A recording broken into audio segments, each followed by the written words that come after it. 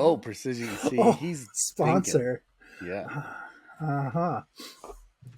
I think my problem was I was doing an interview about Pebble Mine, and I actually set up my Sony cam to be able to stream for Zoom or whatever, and I must have tweaked something in there. And then I realized that nobody needs to see me in 4K. It's just not good. Not good. That's their No. problem, though. They can deal with the footage and make it blurry or whatever. It's only pretty people that can be on 4K. I think they needed to do me like with the witness protection lighting. All blurred Like out. do something like Or this. just behind a shower curtain. Yeah. And then I use the voice modulator so they don't know it's me. Yeah. Yeah. Oh, glad we got that straightened out. I saw you. I thought you were going to start cheering there for a second, Drew, when I was taking my sweatshirt off. I was just taking it off to show off our wonderful sponsor, their Precision Camera shirt. I saw you getting dollar bills out, though.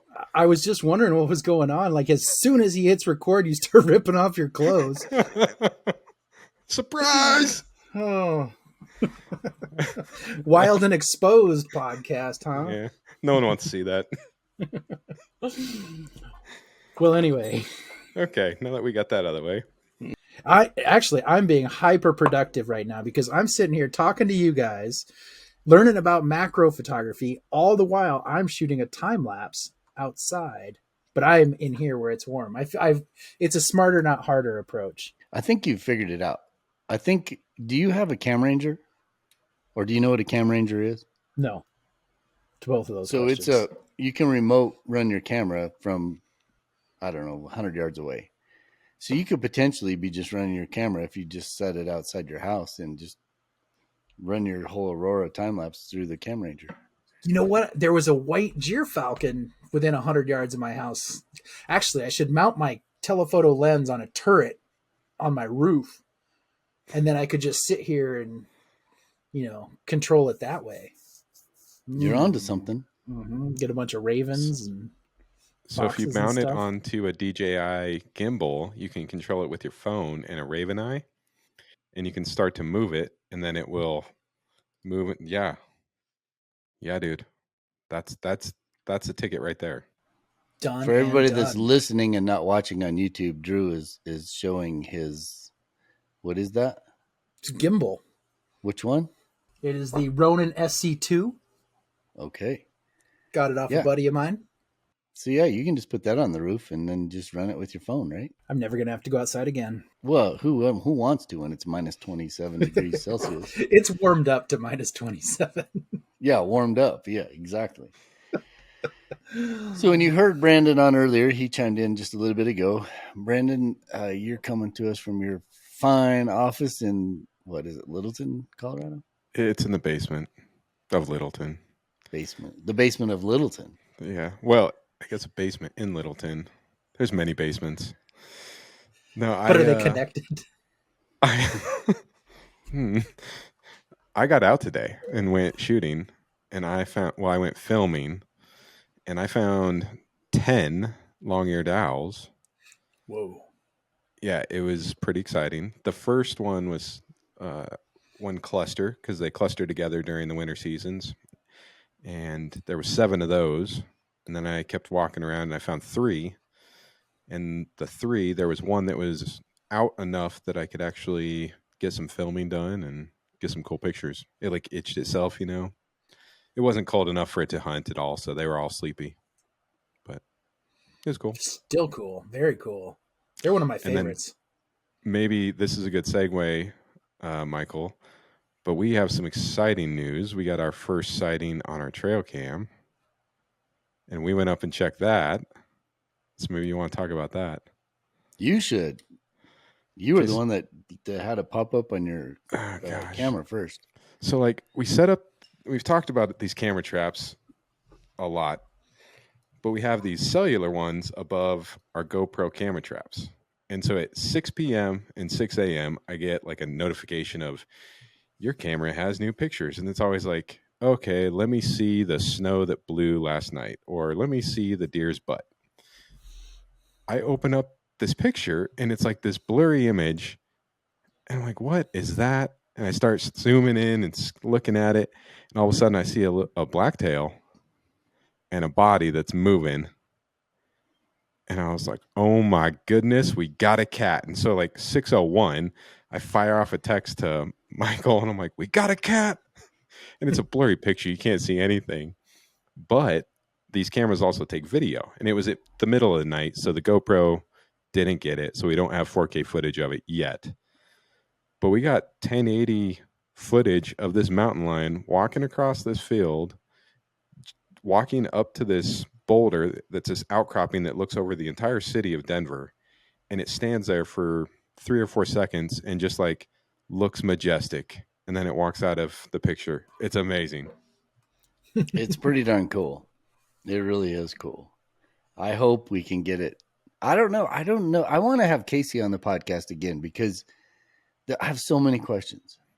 It's like everything's at night for the most part because we've been getting foxes too, right? But it'll be like a 1:45 a.m. a fox went tooling by our camera, and these GoPros do not have enough light to shoot that late. So it's basically, I don't even think it's triggering the GoPros because I'm not getting any black footage at all.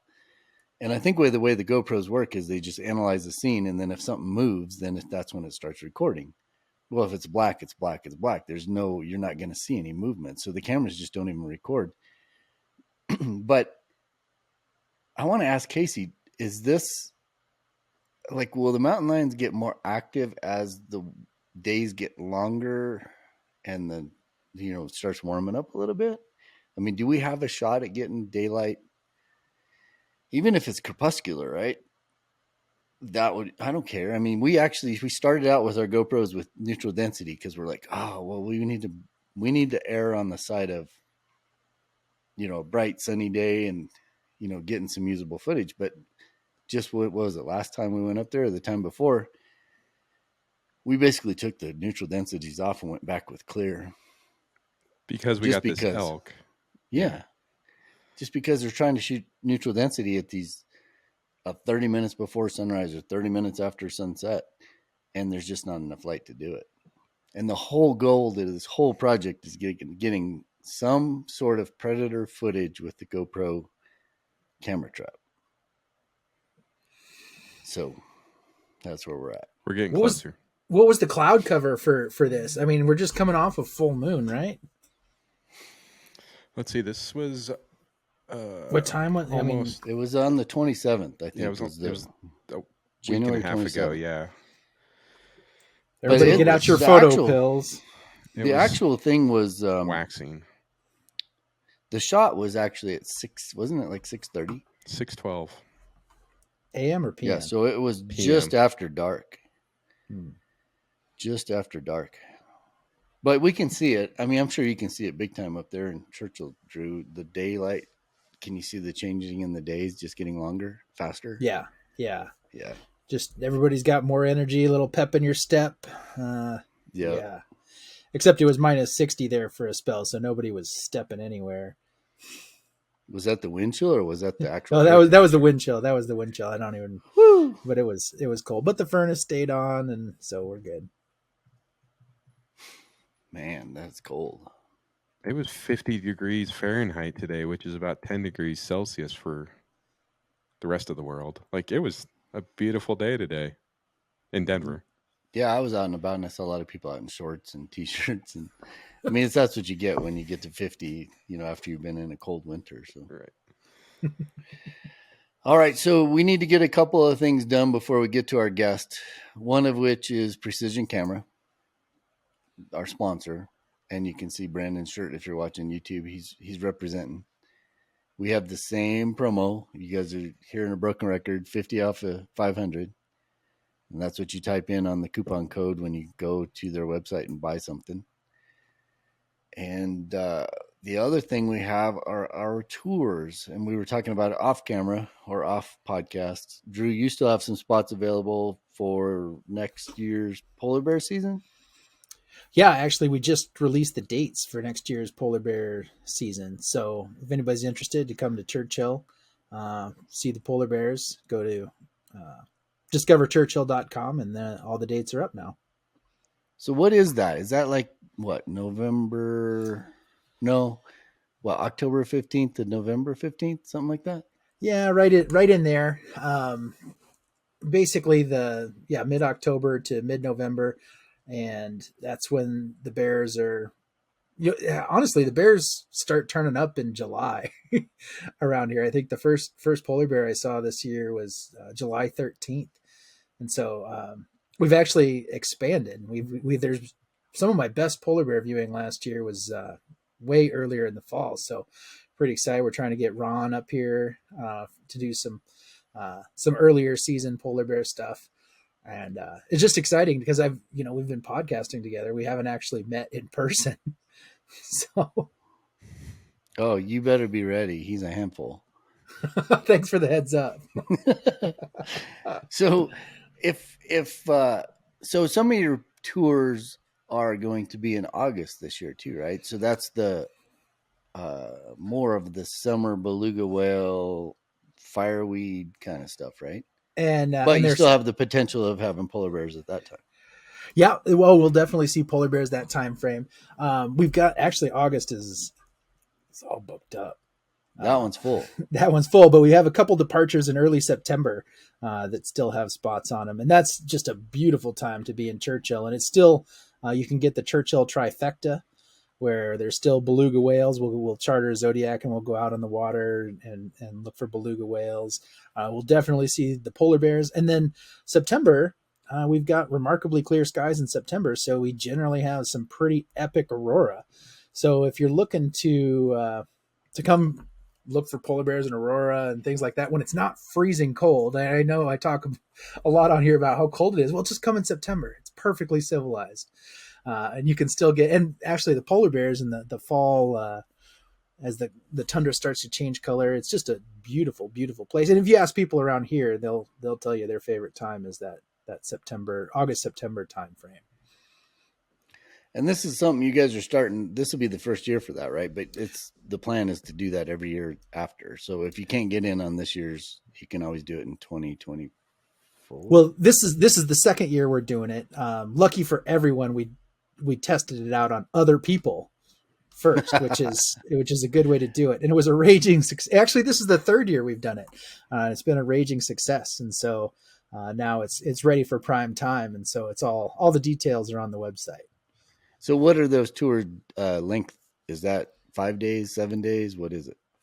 Oh, you're grilling me here. I should know all this you stuff. Just give me a snapshot. You don't have to have it perfect because they can go to the website and check it out. But it's all based on because there aren't as many flights to Churchill that time of year. So it'll generally be like a Monday through Friday.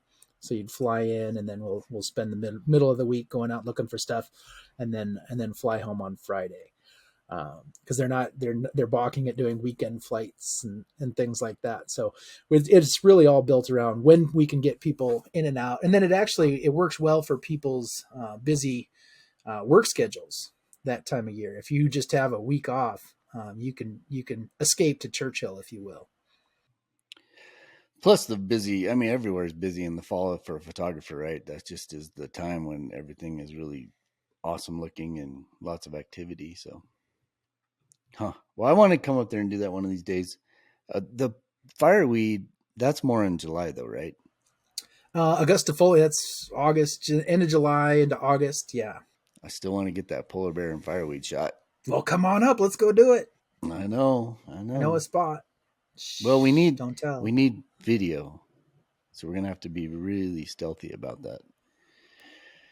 All right. And we still have spots on the bear tour. So if anybody's interested in hitting up, what is it? Last week in August, first week in September, brown bears on the coast. The Katmai Coast. Katmai Coast. It's awesome. Yeah. August 27th through the September 3rd is the first trip. And then the second trip is September 3rd through September 9th. And I think we're getting close. I know Precision was going to send out an email to fill those suckers up. So if you're interested, give Dave a call, and all that information's on the website. You can just call Dave and reserve your spot. And then the Loons trip has one spot open. And then there's, I forget if there's 1 or 2 spots open for Yellowstone still. So in the winter. they're starting for 2024. 2024 for those. So they're starting to fill up, but a few spots left. And then you're going to want to save time to go on a tour to Costa Rica with our guest that's coming up, because she's got some pretty incredible macro photography that I think if you're into that sort of thing and you're into warm climates, doing a workshop with her might be kind of fun. I didn't know I was into these things until I started looking at the photos. I know the photos she sent over for the show notes are amazing. They're motivating. Actually, I have some new homework because of that. Oh, yeah. What's our new homework? So we haven't put out the last homework because we were a little slow on getting that last podcast out. But that one's closed, and our new one will be what? So this one is going to be feeding with our guest. We are going to do macro. So I want to see the wild and exposed macro photography. So tag WE homework, and I want to see macro shots for this little time period. I don't know if it's going to be 2 weeks, a week, a month. I don't know. We're just going to kind of play this by ear. It's a moving target. Yeah. The thing is you don't need a macro lens. We were talking earlier, you can use an extension tube with a big lens and get a little bit closer focus. I mean, it doesn't have to be an actual macro lens. Heck, with the iPhones, the new iPhones have a macro mode, right? Right. So it can be anything. It can be from your phone, from your camera, from your long lens with extension tubes. Just give us something that's macro-ish. And then, did you guys do your homework? I have a shot that could have been great. I didn't post it yet, but I can talk about it. We can put it in the show notes. Oh, well, it's not going to be much. But yeah, happened today with these owls. So the long-eared owls tend to be in the back towards the base of the trees. And this thing's itching, and I had it in autofocus because I just wasn't thinking. And it was focusing fine. Well, I switched over to my second setting because I wanted 120 frames a second, and it switched my focusing system from birds to people. And it started itching, and it was like, there's no person here. Oh, look, a branch. And this thing stopped itching with its like leg up here, and it looks at me, and all I got was a branch. You can see it look at me, so I mean that's cool, but it's almost worse because you see what you missed. That is And that would have almost been awesome. video? Yeah. So that would have been a cool still image. Oh, it would have been cool still image, video. Like it would have just been cool if I witnessed it with my own eye, but instead I was looking at a blurry image on the back of a camera. That's a groaner. I like that name better. The groaner. I don't have one to show or even talk about because mine, there's so many. I have hundreds of them. So probably thousands of them. And I didn't do my homework because I was too busy editing podcasts. What about you, Drew? You know, I stumbled across the image I talked about when we were talking about the almost awesome wildlife shots. And then I got distracted by something else. I don't know, baby diapers or chicken nuggets or whatever. And, but I do have it. I think I'll be able to recreate my file path name to be able to get to that. So I'll be able to come up with the original image that spawned this homework. I love it. And well, if you're not going to talk about or show it, then I can still do that too. I will find mine will be video though. It's probably going to be a butt. Yeah. Some sort of wildlife butt. Right. Well, no, because hit record. No, butts. Like there's a market for that. Like bear butts in particular. Like I've got an app on my phone that lets me put googly eyes, and like if you take a bear butt, polar bear, brown bear, black bear, it doesn't matter, and then if you put two googly eyes right above the tail, and then the tail is the nose, like it's comic gold, really. Like you can't go wrong species. With that. It's not winning awards, but it should. But there's a market for it. Oh yeah, I'm sure. I haven't found it, but it's there somewhere. I'm sure. 10 people. No, the biggest thing with me is it's the pre-record, right? And if you're not paying attention and you're just lollygagging, and then you have this awesome behavior, and then you forget to hit the pre-record, to activate it, that's when you have the almost awesome sequence. Almost awesome wildlife shots. Yeah. All right. Well, enough of that. I think let's bounce into our interview with Cynthia Bandurek from Costa Rica. Okay, now you guys ready? Tonight we're joined by Cynthia Bandurek. That's correct, right? Yeah, I've practiced that 3 or 4 times now. And you're coming to us from Costa Rica. How are you? I'm fine, thank you. Thank you for having me here. We talked before we got online. We're about an hour difference from Costa Rica to Colorado, so the timing's not too bad. And Drew, I guess you're what, 2 hours? You're East Coast time or Central time. All right, so we're all about in the same zone. We were talking too before we got on the podcast that Cynthia is down at plus 28 degrees Celsius, and Drew is currently at minus 28 degrees Celsius. And what a difference it makes. Quite the span. So, Cynthia, give us a little bit of background on you and then your photography. And then from there, I think we'll just have a generic we'll just have an organic conversation as far as getting into some of the specific things that you do. Okay. What can I say? So I fell in love with nature when I was a child. And that led me to study ecology first and then the career of field naturalist. And while I was studying my second career as a field naturalist, I discovered photography. I had to go outside to take data in the field. I was in that moment studying frogs, amphibians. So that led me to, I found myself in the middle of the swamp at night looking for frogs, and I was taking pictures with a pocket camera of the animals that I found at night, and I fell in love with photography. So after that, I bought a better camera, a Sony Cybershot, and I started there to study, and then I could buy a Canon, and now here I am, living in the jungle, looking for animals to photograph. Yeah, but my background is in biology. So, and just you mentioned that you just moved to Costa Rica a couple of years ago. Where were you before that? In Argentina. Yeah, I am And what from part of Argentina. Argentina? In Buenos Aires, in the middle of the city. That wasn't a place for me, definitely. Yeah. So, was there one thing that? So you're in the city.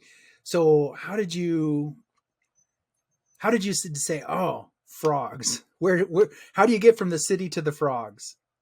No, nature was always part of me. When I was a really child, I was, 5 years old, I started to draw and painting, and I was painting animals, always was animals.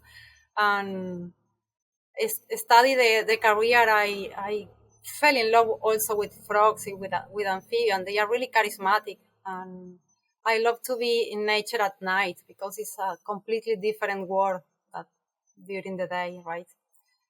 Yeah, so I don't know, just frogs. Yeah. Well, I saw that you did some work at the Botanical Institute, and then you were also working at the Science Museum too. Is that some of that early kind of exploration into nature? Since you lived in the city, that was the closest place that you could go and be exposed to it? Yeah, they are near my house. There are some urban reserve, natural reserve. And always my holidays, my vacation always was in nature. I always bring my tent and camping in national parks on different places.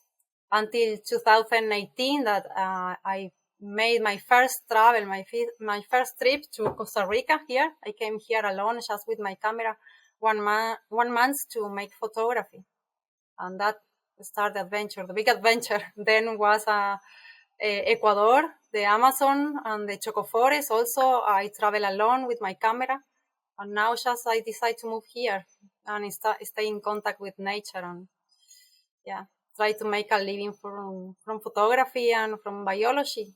So how's that working out? What's the climate like down there? Not the weather climate, but what's the climate as far as work and making a living as a photographer and doing stuff in Costa Rica?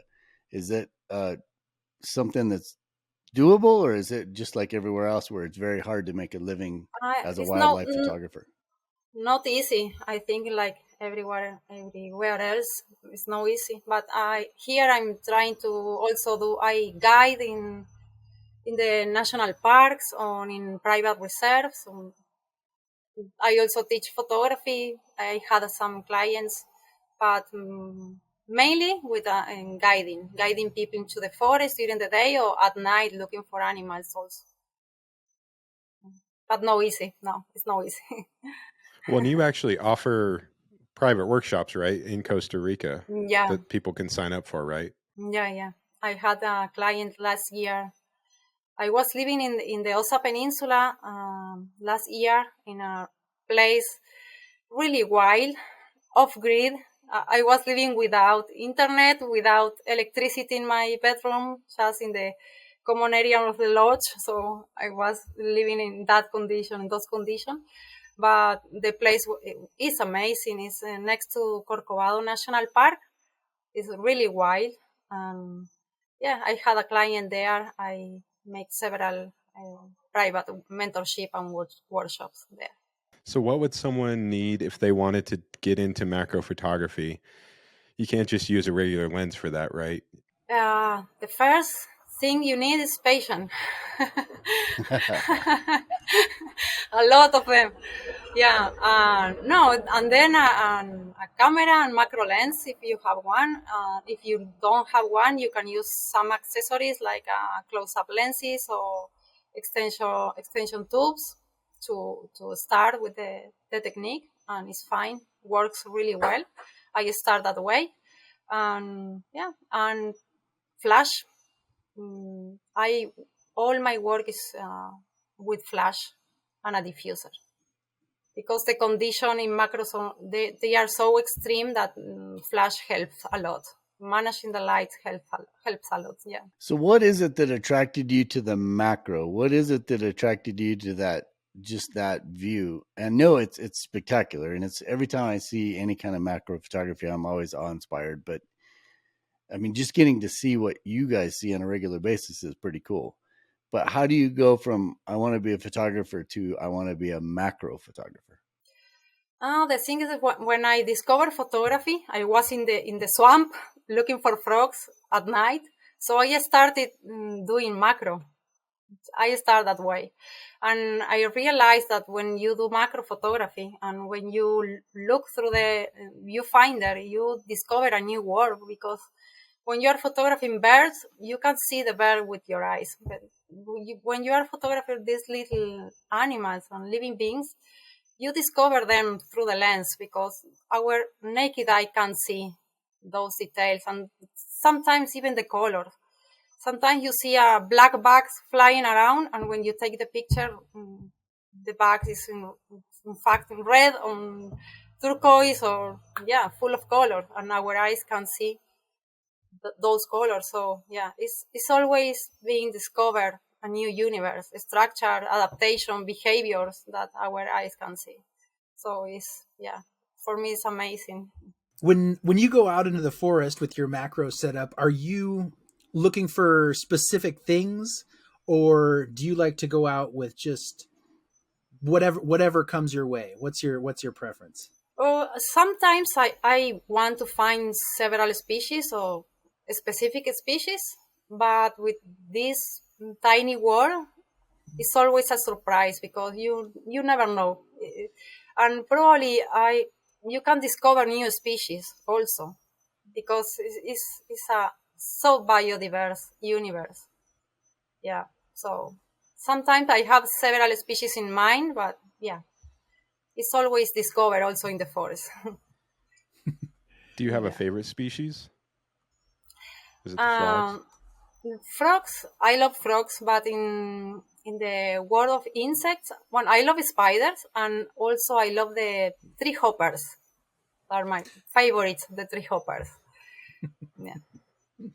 I suppose you don't know what it is. No. What Okay. is it? Don't Tell worry. us what that is.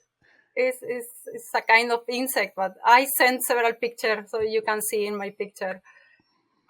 Yeah. So But a range of a animal, let's talk about like a mammal is fairly large, right? But I'm assuming that the range on some of these macro level species that you're photographing is pretty darn small. So if you're photographing something specific in one national park, are chances good that you'll find that same species in another national park in Costa Rica? Or when you go to from park to park to park, does it change enough that you see different stuff in all the different places? no, depend of the species. You have frogs that live just in certain part of Costa Rica, on certain parts of the mountain, and there are others that have a wider range. So, and with insects, I found the same insects, some that live in Argentina, some of them are living here also. So depend of the species, right? And then how much variety between the species? Do you see a significant variety within the same species in different locations, like for example, color or maybe size or things like that? Uh, and in frogs, it's more common. In insects, it's not so common. It's just the same animal. If it's different, probably it's a different species. So when I was doing research prior to the podcast, I saw where you were showing some of the bites and stuff that you had on your arms. I Yeah, was watching another podcast, and she's just covered in, well, one arm was yeah, covered yeah. in bites, That's and the other one had bites too, but one yeah, was really bad. yeah.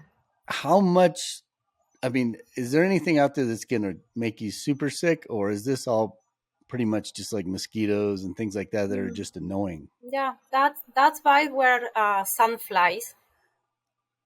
That picture was in Ecuador. Yeah, in the Choco Forest. Yeah, you can get sick from mosquitoes, from ticks, from sunflies. Yeah, yeah. It's the way it is. Yeah. Is there any precautions that you can have, or do you just go into the night I every night just saying, well, yeah, I hope I don't get something tonight? yeah. I just don't use anything to avoid the mosquitoes because it's bad for the animals, especially for the frogs. You can damage the frog, so I don't use anything. So just if they bite, they bite. So when you're doing the macro stuff, are you pretty much finding an animal or a whatever your subject is in a particular position, and then you're shooting that exact spot? Or do you move them to get them into a better situation so that you can actually frame it up so that you can better tell the story about that species? No, no, I don't move the subject. Uh, I in macro photography happen a lot of things, and I think bad things because the ethical rules that you can follow doing wildlife photography seems like in macro photography it doesn't exist for a lot of photographers. But my work is completely ethical, so I don't move the animals and I don't take out from the forest and bring home to take the picture because some of photographers do that. There are photographers that place the animals, that the frogs or insects in the fridge so they can lower the metabolisms and that way be able to take the picture. But I don't do anything of that. Yeah. So no, I try to take the picture just in the place the I found the animal. So It's with macro for real. me, oh, I'm sorry, say that again. No, all my work is real. No, it's just the behavior I found in the forest and the position they are in the forest. I try not to disturb them. So from someone that doesn't film in or shoot in Costa Rica, and for someone that doesn't do macro, my assumption is no matter what, every night you go out, you're going to find something cool to photograph. Yeah. Is Sure. that true, or is it like, I mean, there's days when I'll go out and try to shoot some big mammal, and it's just the weather's bad, the animal's not there, I don't know, something's just not going to work out. But my assumption is weather is mostly pretty consistent unless you're dealing with hurricanes or something like that.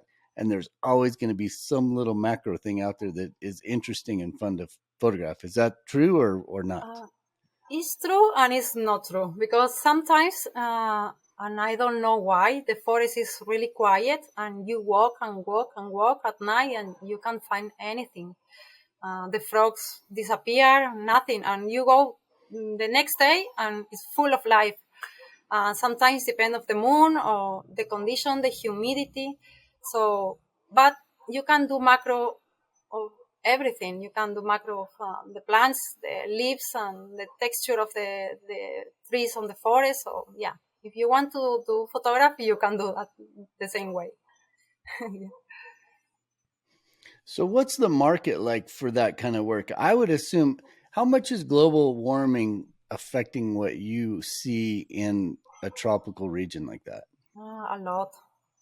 Is And it? yeah, a lot. And insects are disappearing. It's really bad. Insects and also frogs, right? But insects are declining. And is that something that you see firsthand? Like if you're out photographing glaciers, for example, it's pretty easy to see the receding of the glacier itself.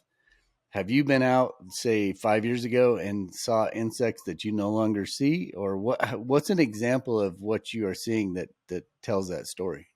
Yeah, years ago you go out in the jungle and you were able to see a lot of insects on the leaves during the day and during the night. And today it's really difficult to find animals.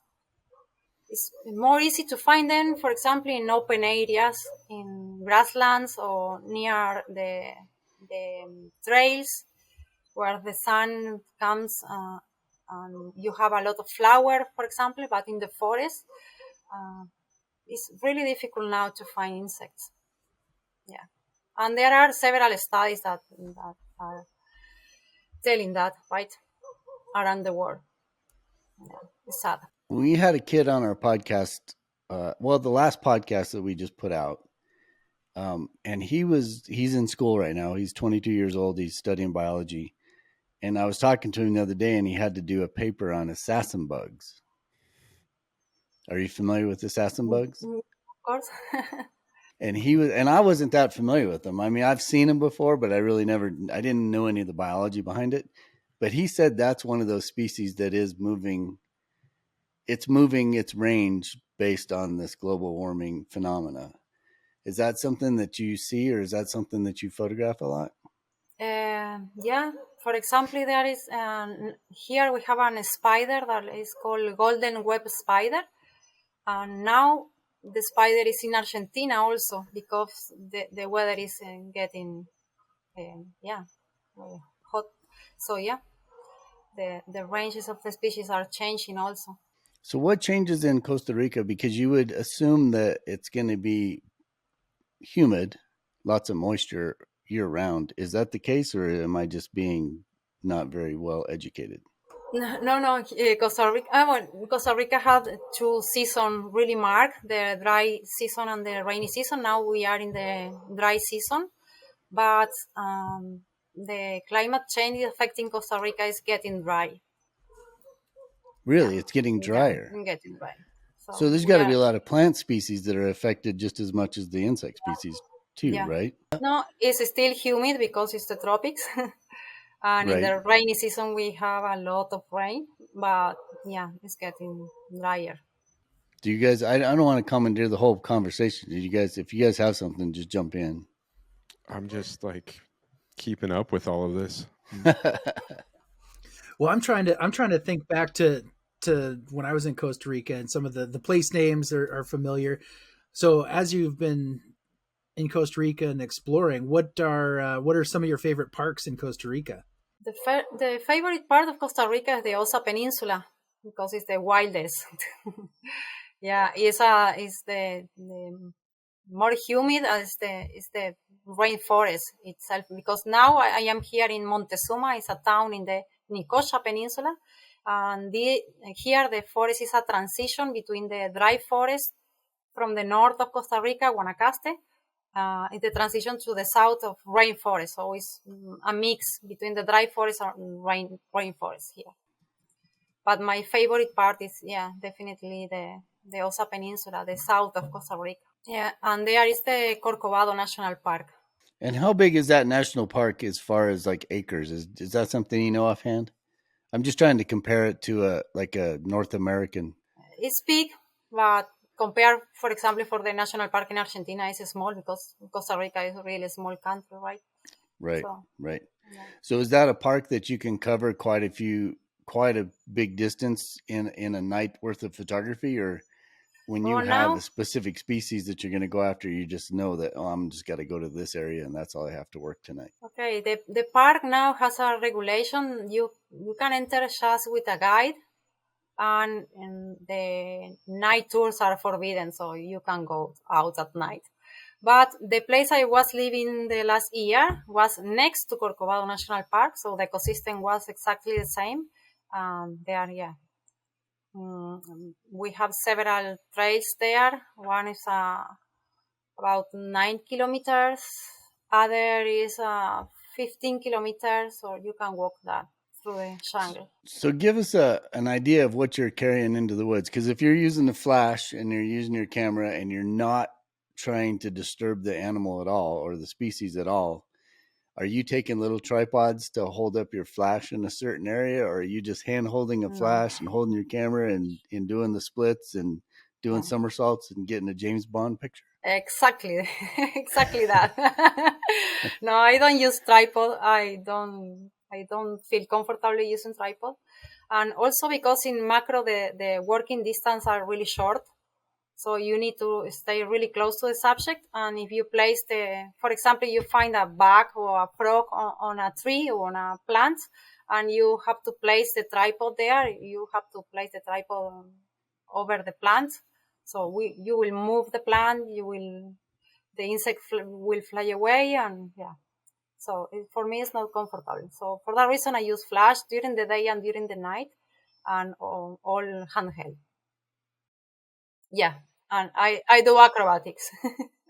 Well, I saw some videos on your YouTube page where you're doing flips down the down the. Yeah. So Yeah. well, and by the way, she can play the guitar too. So she's like multi-talented in so many ways.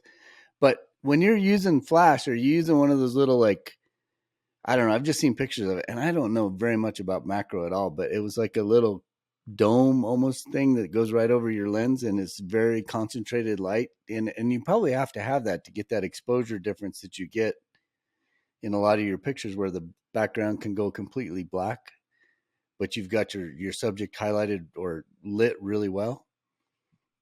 What exactly do you use when you're using flash? That's called a diffuser. We call diffuser, and that make the light softer, because if you use the flash alone without the diffuser, the light for example, frogs are always wet. So if you trigger the flash without a diffuser, you will get the specular reflection on the frog. So it's not good. And with insects, it happen the same. So the diffuser is to make the light softer and more even and more evolved around the subject. That's the reason we use that. And also because the impact of the flash in the subject is not so harsh, no? Right? It's because you are really close to the animals. So if you trigger the flash without the diffuser, the impact on the subject is harsh. So for So two how long reasons. did it take you to figure out that? I mean, because I got to figure that you'll go out thinking, and I guess digital makes a huge difference, right? Because you can see the results on the back of your camera pretty good. But how long did it take to figure out your technique and know that when you see you have a certain situation in front of you, you're like, oh, I do this, this, and this, and it's going to be perfect? Or is this constantly a trial and error thing that you're trying to figure out with every different subject or every different situation you run across? I am doing photography since 2007. So just a couple of years trying to figure it out. What's working, what doesn't work. Yeah. So yeah, normally I always know what will have of a result of the image. But always you can change. Of course, you can see the image with digital photography. You can see the result and change the parameters and try something different, right? But yeah. Do you have a favorite pose for, like, if we're photographing bears or if we're photographing some sort of large ungulate or a large mammal, you always have a favorite pose, or I do. You know, it's something that it might be a certain look, it might be a certain stance, it might be a certain something. Do you have that with insects where you're like, oh, I just love to get it where I can just see their eyeballs and I can just have everything in the background go black and I get a lot of, you know, detail in a certain part of the species? Or does that not matter because everything is so different? That depend of the species and depend with frogs. I try to move around the frog and look for different perspectives to get different frames and different posture of the animal. And with insects, the same. Depending of the insect, sometimes I want to show the eyes of the face, or sometimes the color, and I take the picture from the side because the insect is really colorful. So I want to show you that So depending of the insect or depending of the animal, or depending also the situation. Sometimes I can move around and sometimes I can't. So sometimes it's what you get and sometimes you can play. And sometimes you you take a picture of the insect and then just fly away. You lose the opportunity to play around. So that's complicated because you need to stay really close. So for that reason, patience is really important and move slowly. Yeah. Well, I was doing a little math. I looked it up in Corcovado National Park, and then I did the conversion from hectares to acres. That's why I was sitting here. We probably saw steam coming out of my ears, and it's about 105,000 acres, which is about the same size as Great Sand Dunes National Park in the United States. So just for reference. And I was trying to think back to places I've been down there. And so Drake Bay, is that right? Yeah. Near there? Okay. So I'm trying to zero in on where we're talking about. So I do know that area a little bit. I think I got That's what I was getting at earlier. I was just so, you know, it's just, if you've never been to a place and you just hear about it and you think about it on a map and you're like, oh, it's not that big. It's so deceiving, right? Because 105,000 acres is huge. I mean, there's no way you're going to cover all that. And if you're doing what you're doing, Cynthia, I mean, you could spend 5 years and always see something different in that kind of space. Yeah, but Corcovado National Park is a good place to see mammals, big mammals. It's the best place in Costa Rica to see big mammals. Like what kind of mammals would you see down there? Monkeys and tapir and I don't know, monkeys. We have 4 species there that live there in the park. Also big cats, right? It's difficult to find them, but they are seeing a lot of cougar now in the Corcovado National Park. But we also have the jaguar and the small cats, ocelot, margai, and all the cats. How often do you get to see things like that? No. It's so difficult. I saw the last year. I saw the pups, the trace of the cougar and the jaguar in the same place. So in the trail we were doing that night. No, it's really difficult. But I know that the guys that go frequently there, they saw cougars in the jungle. It's not easy because the environment is really lush and dense. So spot animals there is harsh.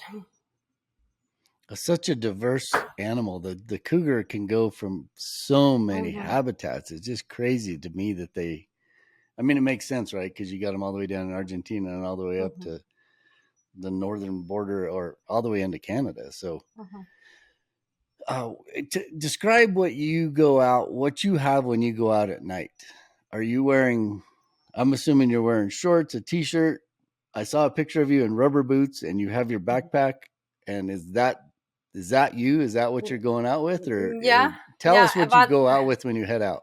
no, but during the day I can use shorts, but at night I always use long pants because it's a bit dangerous for the snake, and for that reason is the rubber boots. It's not for the mud, it's for protection of the snakes.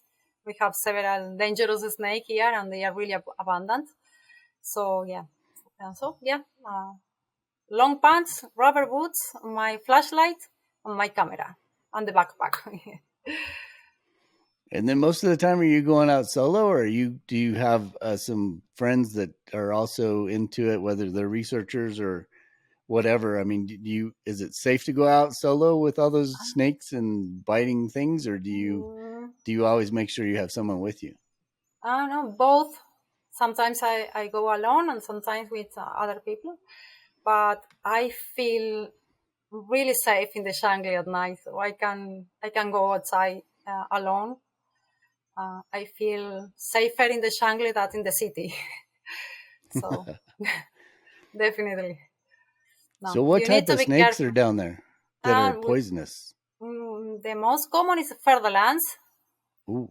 It's a botrops, asper. Botrops, asper is the scientific name. Yeah, that is really common, and most of the accidents here with snake is with the ferdelans. And is that something you try to photograph too? Is that something that Yeah, if you get one that's cooperative, will you try to photograph it, or do you not want to get that close? yeah. I photograph. I have a photograph made with the macro lens, so you need to stay really close to the animal. Yeah, yeah. What was that like? Were you nervous? No, that's, I don't know. I love so much animals, and I try to interpret the behavior of the animal, and always the knowledge helps because knowing how the animals behave helps a lot. So no. So was that something where you just stumbled upon it and you were like, "Oh, I'm gonna get a photo of this," or was it you went out looking for it specifically? No, like I said before, I go out and the jungle can surprise you always. So sometimes you find what are you looking for, and sometimes you find even better things or better, more strange thing that is difficult to find. Wow, I don't know if I could do that. I'll be honest. If you came here, I can guide you through the forest at night. When I was Yeah. in Corcovado, we were out. Well, we found like a coral snake and all sorts of fascinating wildlife, and it was really hot, so we stopped and took a lot of breaks throughout the course of our adventure. And all of a sudden, we heard something rustling, and so I'm, coming from Alaska to Costa Rica, I instantly start thinking bear, and then out lumbers an anteater, tamandua, That's Yeah. cool. comes out, and then it goes Yeah. up the tree. It's just so amazing. And I've always been impressed, living in the north where we don't have much biodiversity in terms of like trees or things like that. And I would talk to my guide friends who live in like Costa Rica or some places down south, and they'll say, "Oh, we have 243 different kind of species of tree per hectare." And I look around and I'm like, "We've got 4." It's just so much easier for identifying things up here because there are only so many things that can possibly be. That's the reason why I'm here, because I love the biodiversity of tropics. No? It's so diverse and so intense. I love here. So what was it like moving to a different country during a COVID pandemic? Wasn't easy. No, wasn't easy, but here I am trying to find a way to make a living of what I love. But I am happy. It wasn't easy, but I am happy with the decision because I was feeling stuck in Argentina, frustrated, living in the city. Wasn't my place. So yeah, no easy. I moved here alone, so also, and without a plan, without money. So I just jump to the abyss. Yeah, but I survived. So 2 years I survived. So yeah, good experience. Yeah. So we're gonna put pictures that Cynthia sent us up in the show notes. You're gonna get to see some of this really cool wildlife. And one of the things that you've mentioned a couple of times on the podcast is patience. Yeah. And I think if you look at these pictures, you're gonna be like, yeah, I don't know how you get this to happen. And I can't imagine if you were having to find a species in a certain setting and you're not moving it, so you're going to shoot it where you find it. To get these compositions that you have are pretty dang spectacular. So tell us a little bit about that patience, because it's got to be so frustrating where you find something, you get set up on it, and it flies away, or it jumps off, or it just turns a little bit, and you no longer have that composition that is what you had in your mind when you were going to sit down to take the photograph. Talk to us a little bit about that patience aspect of things. Yeah, well, patience is fundamental. But the thing is, the insects I photograph, sometimes they are really, really, really, really small. Sometimes measure less than a millimeter. So they are just a point, black point in a leaf. So make the composition is not so difficult because you just have the 1 millimeter bag and then you can move around. It's easy to move around because the animals are really small. So it's not so difficult to make a good composition because of that. With frogs, it's a bit more difficult because the frogs are bigger than the insects. Yeah, sometimes they are in an uncomfortable position on too high or too low. So it's not so easy. And sometimes you have a lot of vegetation behind the animal. But with the insect that are really small, it's not so complicated. And also because the macro lens make the background, the depth of field is so small that make the background blurry. So you can play with that easily, right? So, but yeah, you have to be really patient because imagine I do manual focus. I work all my setting in manual and I use my flash also in manual. So I I I use all the parameters to take the picture I want, not the one the camera wants. So yeah. So imagine that the depth of field is really small and you need to get really, really close to the animal.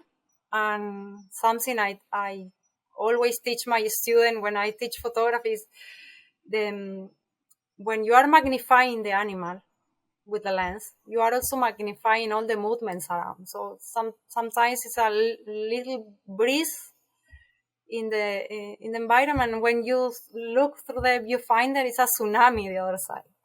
And you have to do manual focus with that situation. So it's not easy. For a reason, you need a lot of patience because, yeah. And the way I do the focus is just I choose the magnification I want for the frame, and then I move a little for back and forth until the focus plane match the part of the insect I want in focus, because it's just the eye and the rest of the insect will appear out of focus. So yeah, you need a lot of patience for that. And yeah, a lot of time that you get closer and the animal fly away. Yeah. So you're not just a photographer; you're an artist of many different varieties. So you're a painter, you're an illustrator. Do you find, or how do your different creative outlets work together? Like, how does your painting influence your photography, or your photography influence your illustrations?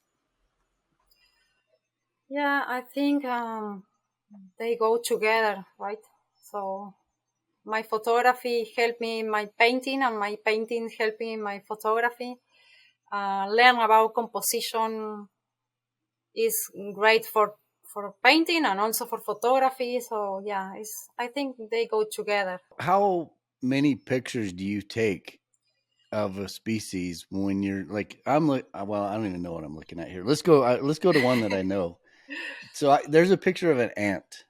I don't know what kind of ant this is, but it's super cool looking, and it looks like it's almost on a pine tree or something. But to get this picture, how many shots do you take, or is it so controlled as far as you just know it so well that you can get 5 or 10 or 20 and you're good, or are you taking hundreds of pictures just to find that one really special one? Depend. I got picture that just had the opportunity to just one shot and the animal fly away, and I have a good picture of that animal. But in other cases, I have to, like I teach my student, you need to take 10 picture and one will in focus. The rest will be out of focus because it's so extreme that it's that way. I've been doing this from since 2007 and it's always the same. You can practice and practice and you get better, but it's so extreme that it's always that way. So you will shoot 10 times and just one picture in focus and the rest out of focus, or the focus in the insect of you don't want. So, yeah. Well, you guys got to go out and check out this ant picture. It's spectacular. Where are you look looking? of it. So she sent us some pictures. You may not have it, Drew, because I downloaded it, but I will. It'll be in the show notes, and you can go download it. She put it, or Michael's looking at Brandon exclusive content there. I am looking at I'm on her exclusive website content here looking at tree hoppers now. I googled tree hoppers, now I can identify them. But the ant, I mean, so what are you doing in post processing? Are you doing a lot of post work, or do you feel like you get it really solid in the camera and then there's not much to do in post, or is there a lot? If you see my feed in Instagram, you will see that just in a couple of months ago, I started to edit more the picture, but not changing anything, just putting some mood on the images. But the picture is fine out of camera. If you see a couple of months ago, you will see the result out of camera. Just maybe some lower the highlights that sometimes with the flash get really high in some part of the insect. Just that. So the result is good out of camera. And then now I am exploring more that part of editing and make more moody the pictures and with my style. In today's world, I think you got to do it to compete. I mean, yeah, just doing a standard picture, I mean, it works and they're really well done. But I think to get that next level, or to get that someone to stop on Instagram, or someone to stop when they're looking at a magazine and they see one of your pictures, you need to have that extra little bit, which a lot of times you can achieve in post production. Again, this ant example, it's so cool. I mean, just the detail on the side of the ant. It's so. Are you looking at it, Brandon? Yeah, it's insane.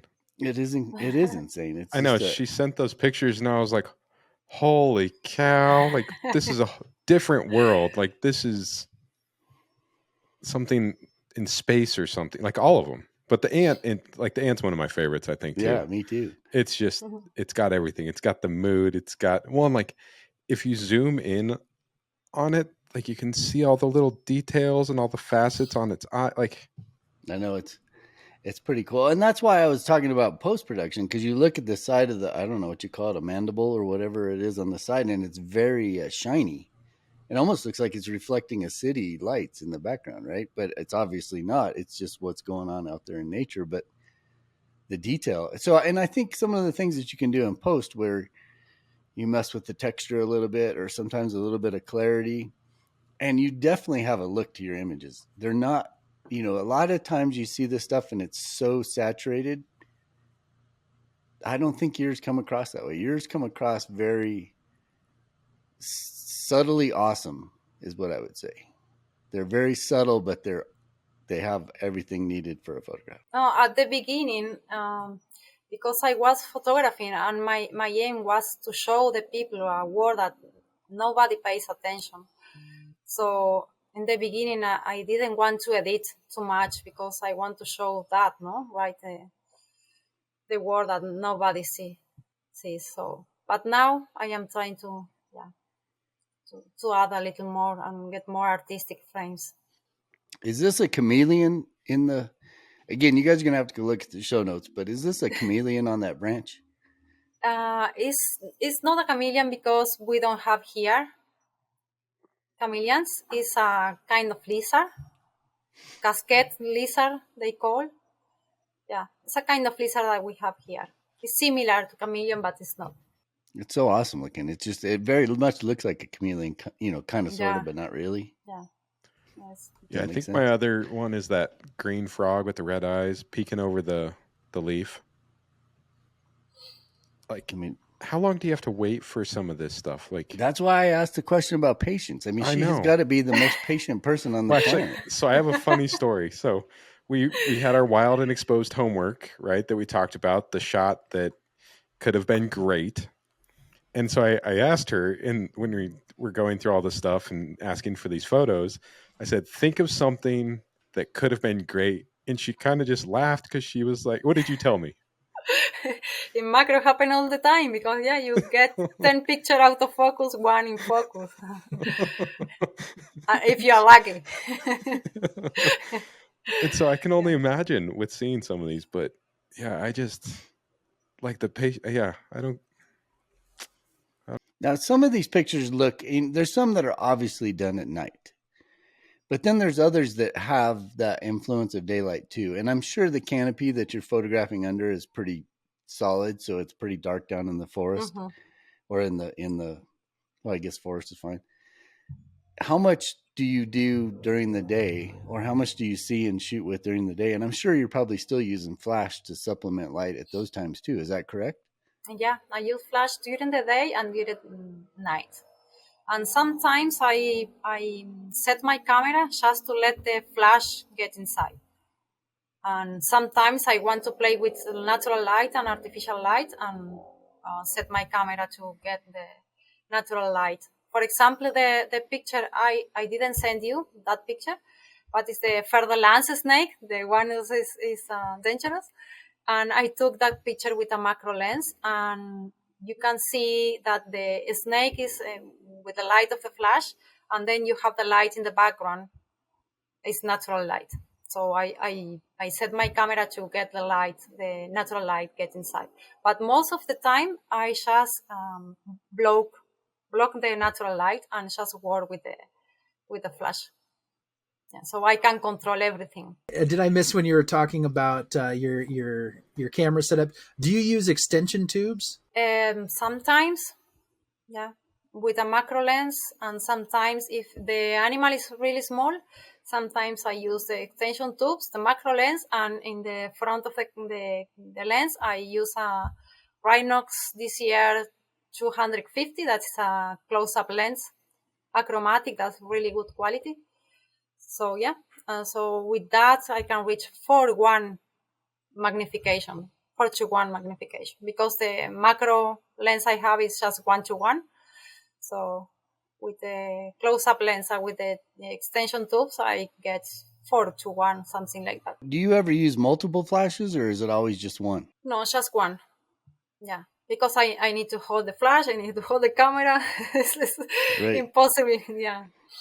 Yeah. So what Just is the one camera flash. gear that you're using? Because you said you talked about some of the cameras you started out with, but what are you using now, and what kind of macro lens? Because I'm sure everybody's going to have questions about, if you're getting 4:1, obviously you're using other things to get to that. But if the lens you're using is 1:1, what is that, and what is some of the gear that you're using currently? No, I have a Canon 6D and 100 macro Canon and a flash Yongwo. Nothing too modern. Yeah, just not the best equipment, but Well, but you're getting spectacular results. So if this is what you're getting with that, I don't think you need anything else. I mean, I don't know what you would get better. yeah, it's what I teach my students. Is the importance is not the gear. In fact, I publish a book. I don't know if you saw in my website. about insects, about arthropod, insects and spiders, and a lot of pictures that are published in the book were taken with the Sony Cybershot. The pictures are amazing. So the important thing is not the GR. Of course, the technology helps, but if you manage to master the technique and have the patience, you can get really amazing results with anything. Okay, so I totally agree that you can get, I mean, what you have is fine, and what I'm seeing is spectacular. But if somebody came to you and said, you can have whatever you want, camera and lens, anything new off the shelf, is there something that you have your eye on that you'd be like, oh, I really love to try that out? Yeah, of course. I want a What is that? mirrorless. No, mirrorless. I want one of them. But So you maybe want to go in the mirrorless, future. but to me, for macro, the important thing is the lens, right? Is there a lens out there that you really would be like, that would be the coolest thing to have? I don't know, because I have the cheaper option of the 100 macro. Maybe the better one. Yeah, but no, I don't think I need something more. I am now exploring with a wide angle macro lens. Yeah, so now I am exploring with that. It's even more difficult because you need to stay really more close with the macro lens to the animal. So even more challenging.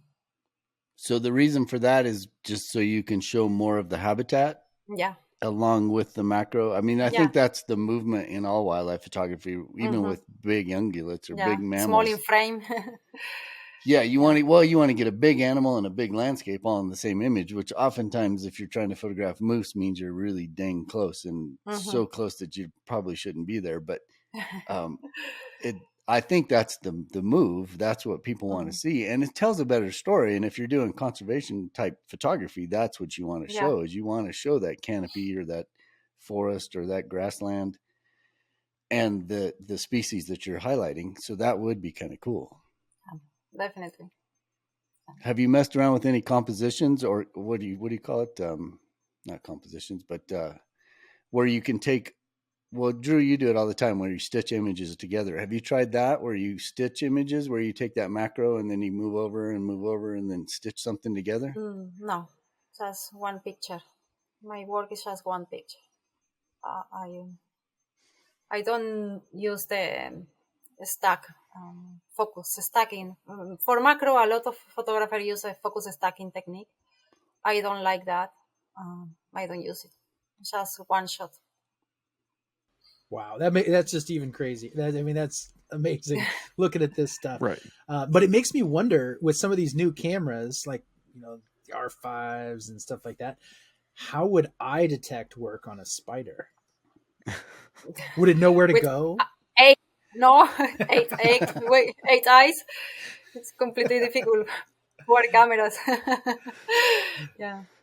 That'll be your challenge, Michael. You can get some extension tubes and try to do some macro video. Well, that's what that was going to be my next question, because have you tried a lot of video with macro? Or, I mean, I guess it's going to be hard because if you're hand holding, I mean, there's just no way. You have to be on a tripod.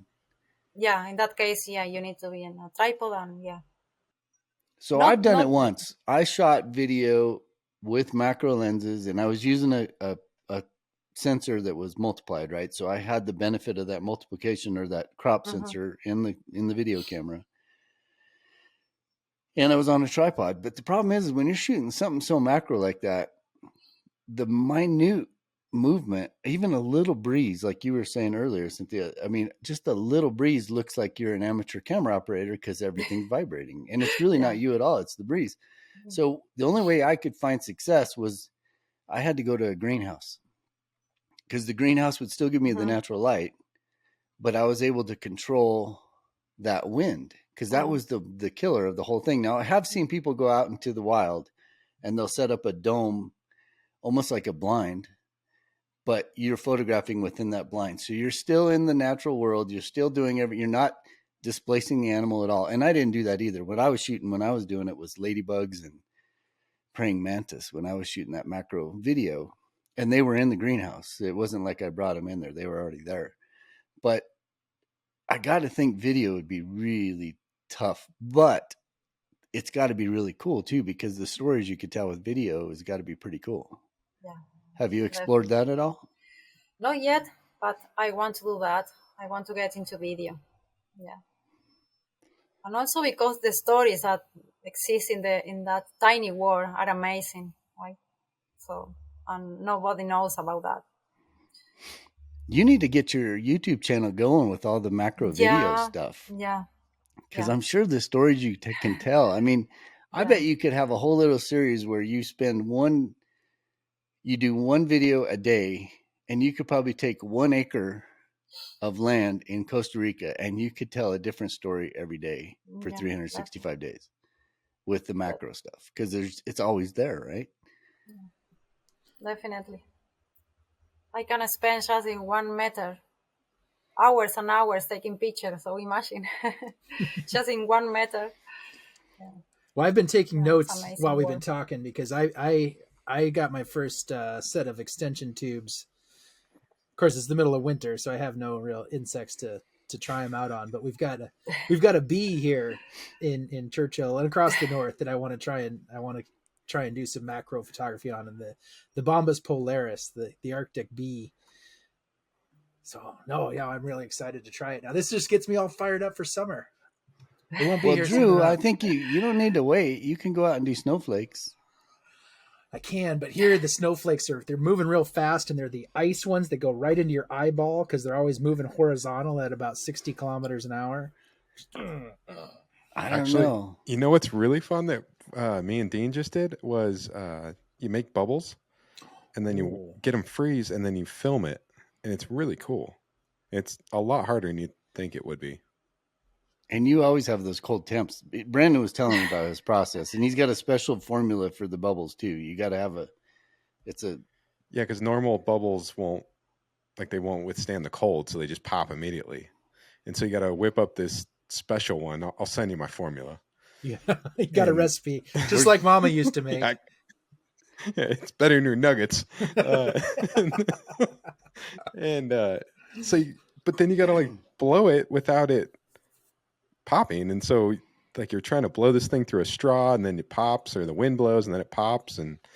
But if you can get it, they spin while they're sitting there because of the surface tension, and then all these little ice crystals start forming on them, and then it freezes over, and then they just kind of, if the wind blows or something, the top will blow out, but it'll just stay there. It's the weirdest looking thing. But yeah, do that. Try that. And I got to tell you, Brandon was under the gun because we had 1 day of -10 Fahrenheit, and he's like, I got to do it tonight. It's going to warm up tomorrow, and I won't get the bubbles. So he got it all done. It was bad. I do have a breezeway that's Cynthia, out of the wind. I'll do it in the breezeway. Yeah, you should try it. And then you can play with your macro stuff, and then when it's time to shoot the bee, then you're ready to go. It won't be a high pressure situation because I've never used it before. Right. Yeah, practice. All right, Cynthia, you talked a little bit about your book. Tell us a little bit more of where people could get the book, and then where, or anything else that you have going on like that helps you out. You can find my book in my website, the digital version, because the physical version is just in Argentina. I have several copies here to sell here, but the shipping costs are really high. So for now, it's just in Argentina and here, the physical version. The digital version you can find in my website. Yeah. Very good. Yeah. The idea of the book was living in the city. The first reaction that people has when they find a bag is just a step on it, right? So the intention with the book was just through the photography that is impactful, because it's something that nobody pays attention, and it's something different. And then I write text telling stories of this animal that kind of way to relate with our daily life, no? Just I can give you an example. There's a kind of beetles that living in cold weather, really extreme cold weather, and they have a chemical in their bodies to avoid get frozen. That chemical is called ethylene glycol, and result that chemical is exactly the same, the one that we use in the cars for the same purpose. So the idea of the book was connected our daily life with the story of these little animals, so the people can understand a little more about the value that they have in the ecosystem. So that was That's awesome. Y'all need to go out and buy that book and support Cynthia, because she's making a go of it, and it's really cool photography and really cool stories and really cool imagery that she's putting out down there in Costa Rica. And I'm sure it would be nice to get a lot more of the published, or a lot more of that digital copy out there, I'm sure. Mm-hmm. Would be great. So if somebody wanted to come down and do a workshop, is there a better time than another as far as seasonality? Or like, do you say right in between the dry season and the wet season is the best, or does it matter?